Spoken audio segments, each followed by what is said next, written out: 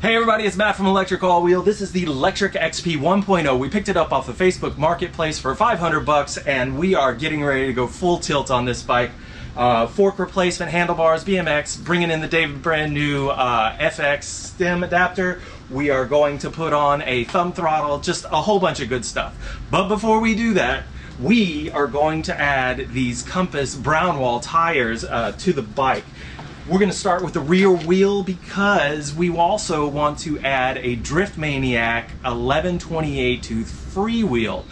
If you're going to do this, you're going to need a freewheel removal tool, and it looks like this. The reason why we bought the park tool removal tool is the motor cable. This freewheel removal tool will fit right over that motor cable, making it possible to get the freewheel off because the motor cable comes out of the axle. Important part of this, but never to be outdone. If you're in e-bikes, you're gonna wanna get some zip ties. We like the 8-inch zip ties from Harbor Freight. They do the job for us. I go through these all the time, and they're just a necessary item for cable management on your e-bikes. And I know for a fact I'm gonna have to put at least 1 or 2 on this regardless. So zip ties are your friend in the e-bike world. There's supposed to be some Tannus Armour in these tires, just in case we have FlatOut, the Sportsman formula. We put this in pretty much all of our builds. Anything that we touch and mess with, anytime we get a bike that's gonna stay in the stable for a while, it gets some FlatOut. We will see what happens with the Tannus Armour. We're pretty sure they're gonna fit these tires. These came from Fat Tire House LA, so if you're looking for nice tires that fit, you wanna check that out. The reason why we like the XP 1.0 so much is because they are 20x4 fat tires and there are many options in the aftermarket. If you're in the Tampa Bay area, check out E-Bikes of Tampa Bay, Florida. That's a Facebook group. Get in there, make an event, get everybody together in your regional area and go for a ride. Share the e-bike experience. We want everybody to get in on this. Give us a like and subscribe on YouTube, Facebook, Instagram, TikTok. Here we go.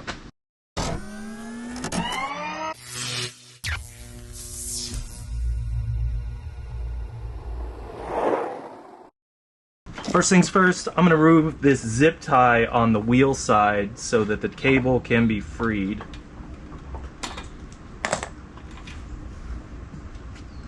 And then I'm going to unplug my motor cable. For this one I gotta get these Allen hex head screws loose, so I'm going to go ahead and take those out.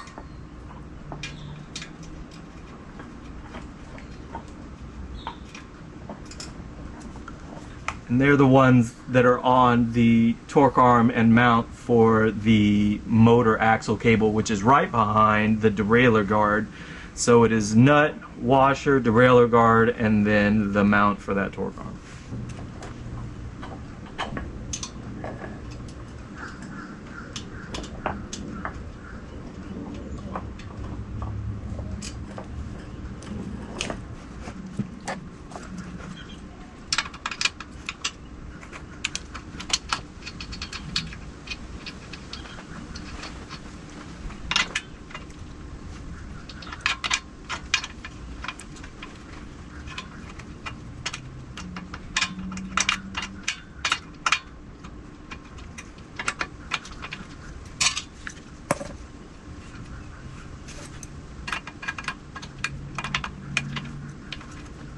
So I make sure and hold it because it's getting ready to fall out. And there it is. This is just a slip-on, so once you get it on, you can take it off pretty easily.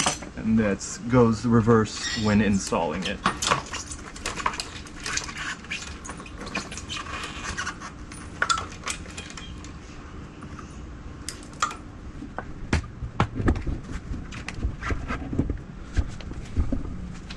So while I'm taking these off, my only special note is that the dropout washer for the wheel has to be the same for the opposite side, so just keep that in mind. And that's this one. It fits on the inside of the dropouts of the frame, which means that this is the bottom side of the combination hardware and wheel.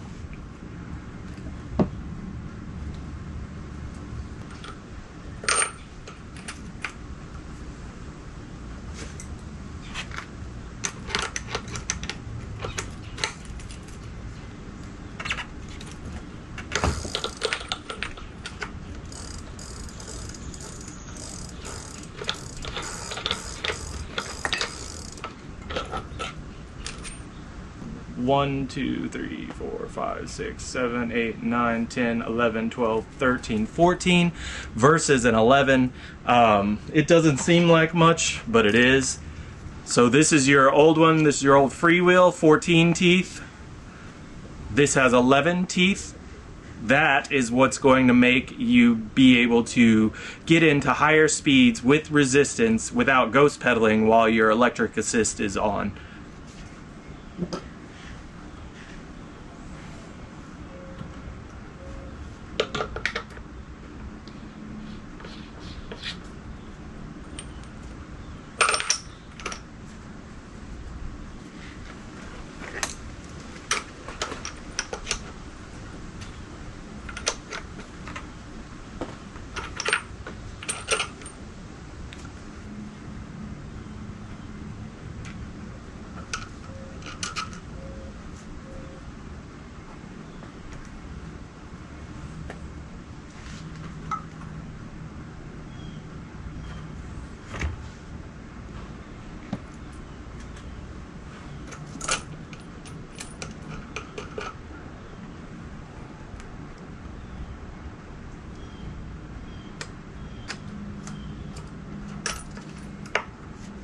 So now I'm just going to clean this up a little bit while it's off. It'll be easier to do now than it will be later.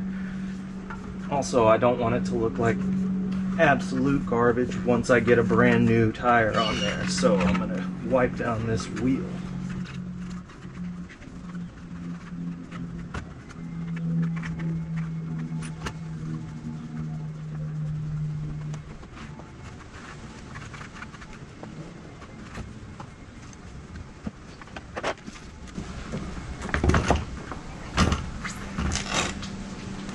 Now I'm going to deflate the inner tube.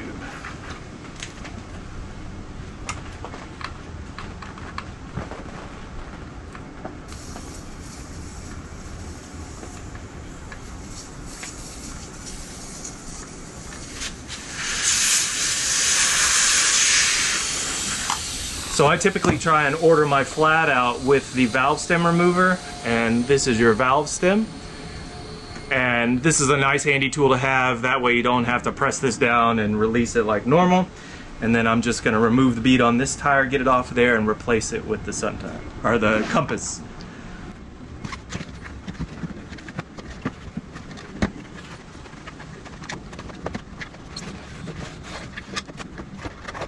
And it does have Tannus Armour inserts, so we like that part.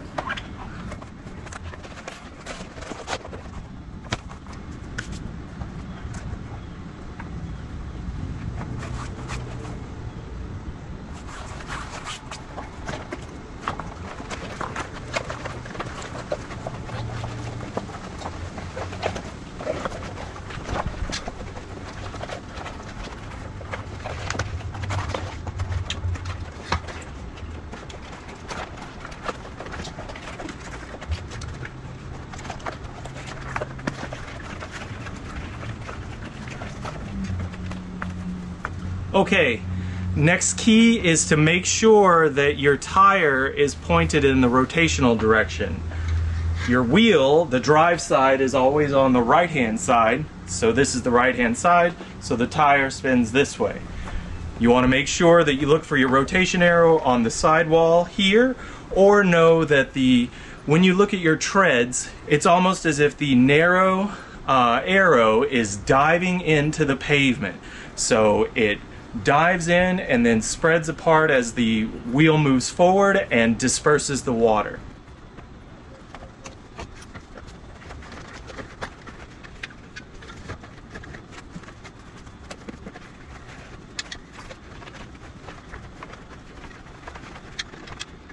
Right now I'm just trying to get my inner tube in there securely. I'm going to go ahead and put my valve stem back in. A common problem here is that when you go to put your valve stem in, if you run it straight, the valve stem removal tool is too long.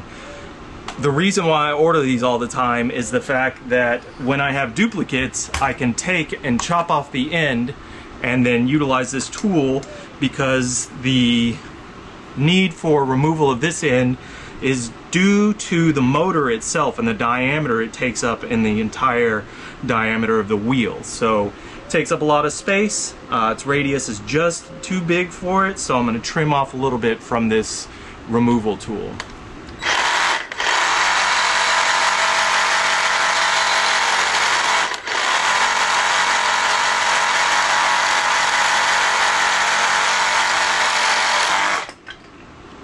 There we go. From there, it actually fits so I can seat it straight. And then I'm just trying to tighten this up. Don't push it all the way in, but you still have access here.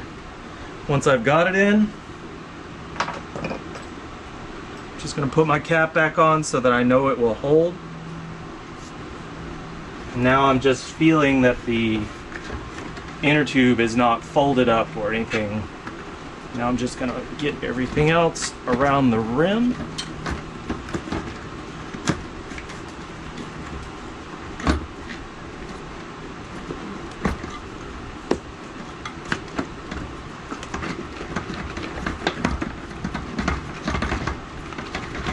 So while I pump this up, I'm not going to pump it up all the way. I'm going to put a little bit of pressure in it, let the tire form, and then I'm just going to come back and move it around a little bit so that I know that it seats well.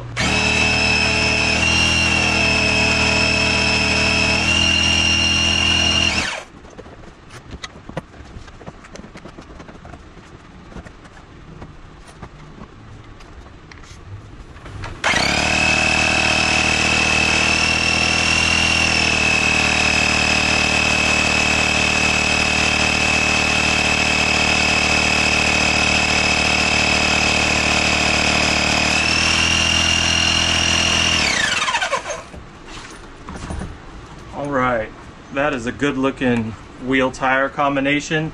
So I'm actually going to release this again, and then we're going to put some FlatOut in there.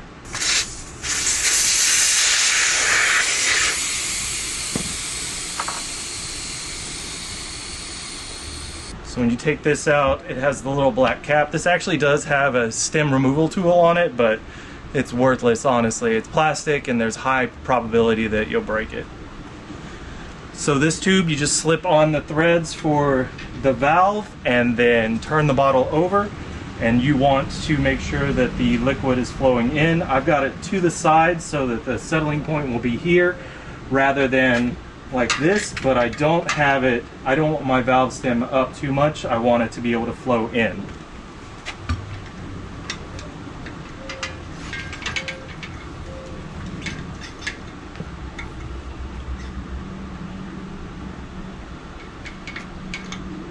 And then the gauge for me is a quarter bottle, and you can actually see that here. You have to flip the bottle back over to make sure.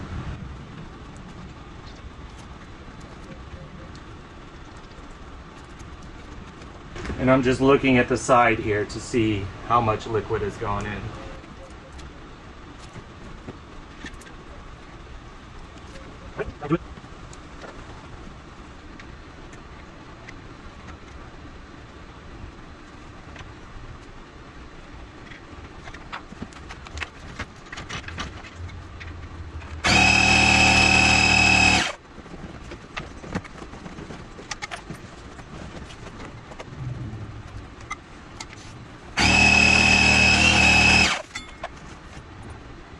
So 30 psi is the max on these tires.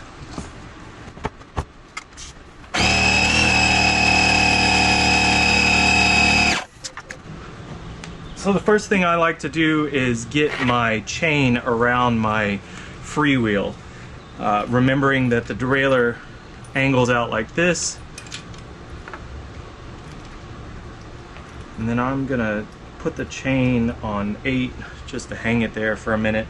And then after that, I have to remember that my brake caliper on the other side needs to, or my brake disc has to fit into the caliper.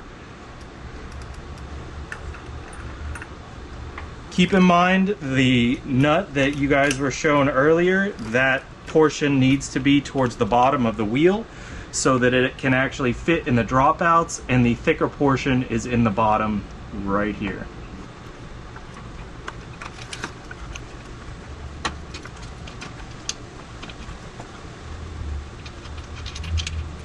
looks like I've got what I need. Now I'm going to use these handy hangers from Lectric. I really appreciate the foresight to have these in the manufacturing decision process.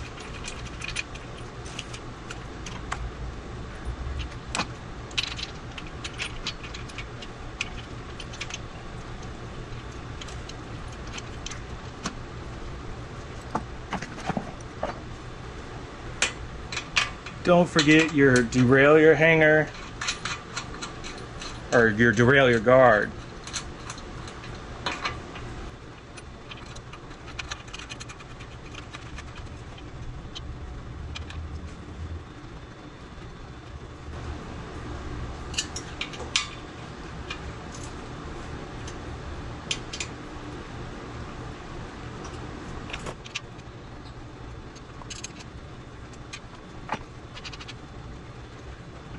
So what I like to do is release the bike and then set it down on the ground so that the bike's weight and everything sets the axle in its deepest position on the frame, and in doing so can go ahead and tighten the nuts. So I'm just going to make sure that this is loose enough that I know that it will sit properly.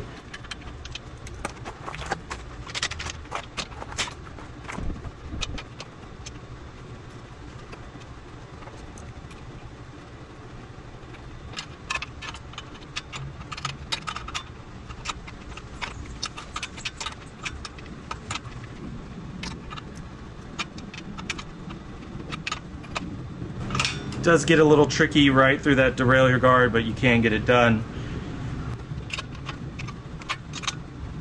Now just make sure and put back on your caps. Here's the other one for the other side. Now we need to get our motor cable in. And then when you do this, look for the arrows on the outside face and then line up the points of the two arrows. And then plug it in. As discussed, we need a zip tie.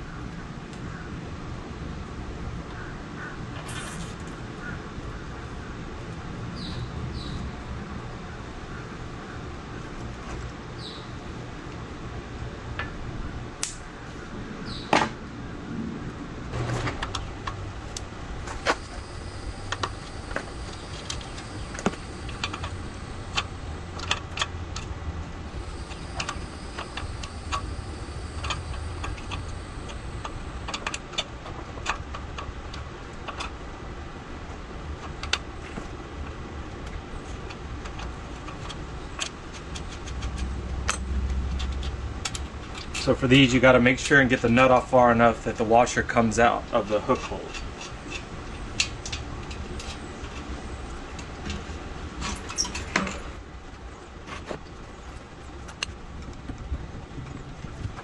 So on the front, a normal valve stem removal tool and its normal link will work, but I'm just going to reuse the one that I cut.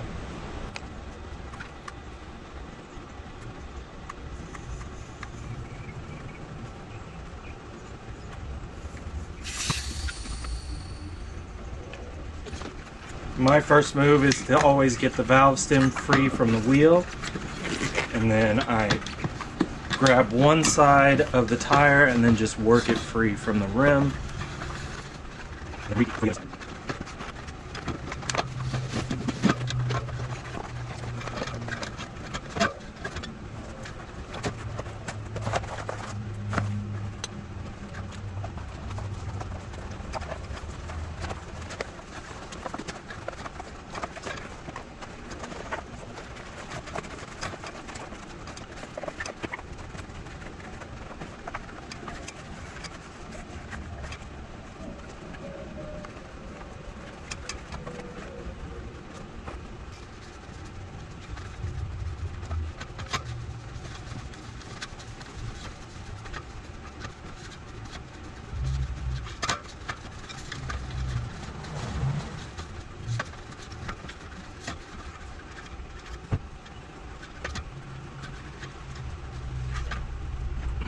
Alright, drive side is the right side. That means the brake disc is on the left. The wheel will spin this way, so I want to make sure I have my tread the right way. We want the arrow pointing in the direction of rotation, and that way that the water shoots out with the curvature of the tread on it. There will also be a rotation stamp, which is actually right here, so you know which way to put the tire on.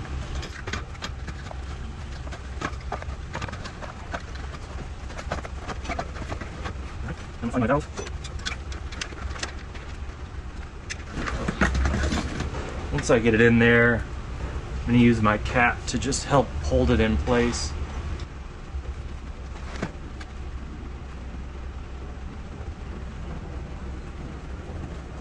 And then I'm going to feed it inside of the Tannus Armour. Just try and keep all the kinks, wrinkles, and rotations out of it so that it can form up nicely.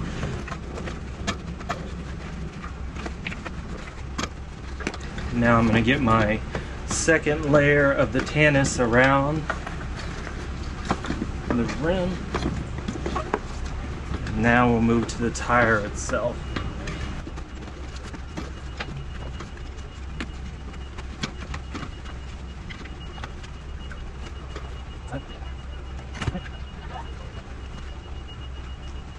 FlatOut is going in, quarter bottle. Use the gauge here on the side.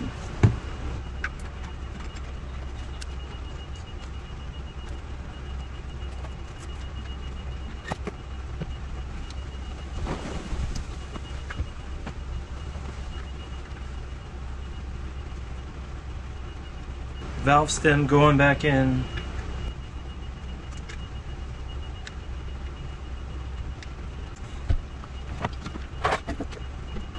Remember, 30 pounds of pressure, and I'm not going to air it up all the way. I'm going to get some structure to the tire, and then I'm going to make sure that the bead seats evenly all the way around.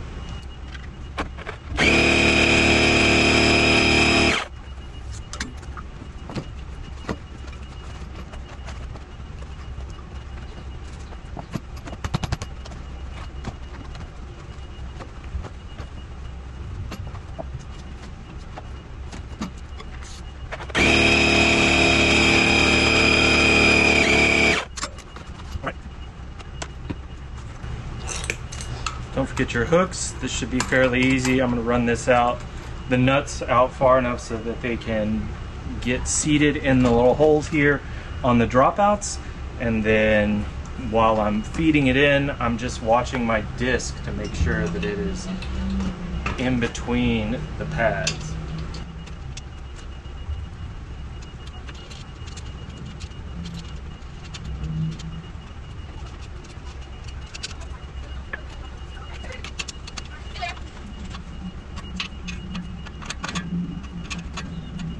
The Drift Maniac 11-28 Freewheel went on smooth. There was no obstruction, so we're happy about that. We were able to get rotation, and we're gonna take it out for a test ride. We have put this on other Lectrics before, so we're pretty confident with the outcome of that. So if you are looking to not ghost pedal at that 14 to 18 and plus mile/hour range while you're on your Lectric, check out an 11-28 tooth freewheel. This can be done at your local bike shops. It's not terrible doing it on your own, but if you're just not comfortable with that, I'm sure that it can handle it. Make sure that you take it to a bike shop that will accept multiple brands of e-bikes, or make sure you take it to a Lectric authorized dealer. Well, there you have it. These brown sidewall tires look fantastic on this bike. I am super excited to run around with these things. There's a lot more to come. We're gonna redo this whole front end. Looking forward to that shipment from David, brand new. BMX bars, thumb throttle, new grips. We're gonna do a new seat. We're gonna triple battery this thing. We have 2 other factory batteries. And we have a nice waterproof bag. We're going to use the electric all-wheel dual battery discharge balancer kit, and we're going to do an internal install and then run it up and get another balancer on the back side. If you haven't already, give us a like and subscribe. YouTube is our main, Facebook, Instagram, TikTok. If you're in the general area, check out E-Bikes of Tampa Bay, Florida on Facebook groups. It's a public group. We need some people in there that are around the area that want to share the experience, get some events going on your own.